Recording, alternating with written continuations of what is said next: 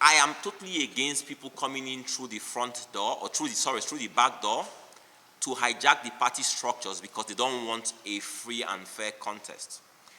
The ADC, the party which we're trying to build, is a party that believes in meritocracy, that believes in the superiority of ideas, that believes in ideals that will fashion a new Nigeria, something that is totally alien to the people who are trying to hijack our party. If they did indeed believe in what we espouse in the ADC, they will have come in properly. But of course, they want to take over a party without primaries and just have a platform within which to prosecute their ambition. This we stoutly resist in the ADC. INEC recognized me as the flag bearer of the party. I am still a member of the party. A man who is not chairman of the party, who has no locus, no legal basis, cannot say I've been expelled from the party. It's just like someone saying, I am no longer a Nigerian. I am a Nigerian. Today, yesterday, tomorrow. I'm a member of ADC today, yesterday, and tomorrow. There's absolutely nothing, no power that will stop me from contesting in the ADC primaries come next year. Absolutely no power whatsoever. The constitution of our party does not preclude me from contesting. I assure you guys that the people who have tried to hijack our party realize that they bought bad markets. As I speak to you in different press briefings, you hear them making reference to ADA and other alternatives, that they have a plan B. They do indeed have a plan B because they know that they have me to contend with within the ADC. All they are doing is making our party popular across the country. They are helping us brand our party. We have ADC brand going across all over the country, and we benefit from this. I assure you that in the next elections, that when people see the ADC logo, people recognize the ADC logo and we will benefit from it. And as such, we actually want to prolong this battle as much as possible so that they can help us, they can spend their money to brand our party for us. ADC as at today is presented with a peculiar situation. For the last 2 years, we don't have any chairman because the tenure of Rafonsu elapsed 2 years ago. And since then, we've been unable to have a convention to produce a new NWC. This was a matter we presented before the courts. The courts upheld what we presented to them. They agreed with us. And this is the matter before us today as we challenge, we question, we prod INEC to do the needful to ensure that ADC is no longer in this lacuna. I was sold a lemon in terms of what the ideological structure of the party was. But immediately I joined the party, as we approached the primaries, I realized that it was what I believed the party stood for didn't exist. But I'm one of those people who believes that you start working assiduously towards making change. And I felt like if I emerge as the presidential flag bearer of the party, I will make the changes necessary within the party. And that's what happened. Those ideologies that I now espouse didn't exist, but I got my party faithful to believe in them, and that's what we stand for.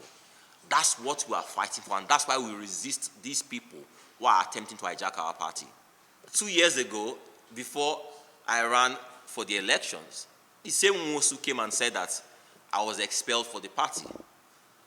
I represented the party in the elections. You all saw that.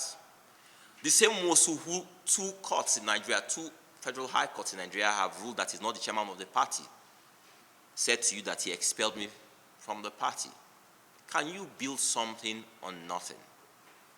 What will the meeting achieve?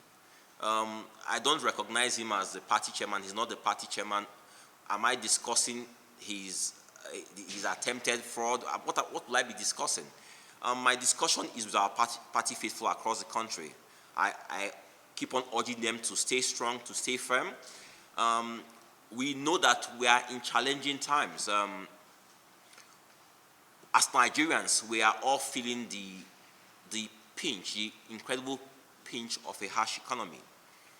We had hoped that the ADC, that our job as opposition will be for us to keep on proffering solutions to the myriad problems we have as a people. Unfortunately, what I realized in the last election until today is that it's very, very difficult to have a contest of ideas or solutions in a field crowded by old politicians.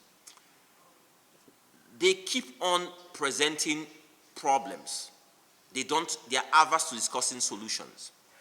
And Nigerians as a people were captivated with their idea of problems. We don't believe in speaking to solutions. And anytime you want to speak to solutions, the media, who you guys represent, solutions they are not newsworthy, or they don't go viral. What goes viral in our climb are problems. We are poor. We are suffering. No roads, no power. It goes viral. But if you speak to solutions concerning our poverty, our lack of power, our infrastructural deficits, our unemployment situation, the increasing crime rates, banditry, all of this, nobody wants to listen to this. So we wallow in problems as a people and solutions. Our party's constitution never envisaged a situation where we'll have the tenure of a chairman that lapses without organizing a convention to bring in another chairman. So because of this, when that convention didn't happen, we are now left in a situation where we have not had a convention. That's why we approached the court, and that's why we have written to INEC several times. If Moses is not chairman of the party, who can and should write to INEC to say we want to have a convention? Who will INEC recognize as a recognized body within our party that can convene or convoke a convention? So our situation is indeed very peculiar, akin to what happened when late President Yar'Adua was not in the country, was very ill, and we invoked the doctrine of necessity to swear in President Ebele Jonathan then. My party seeks such a doctrine of necessity to ensure that we keep the hope and dreams of our party faithful alive, so that our party does not perish under the current onslaught by political bigwigs across the country.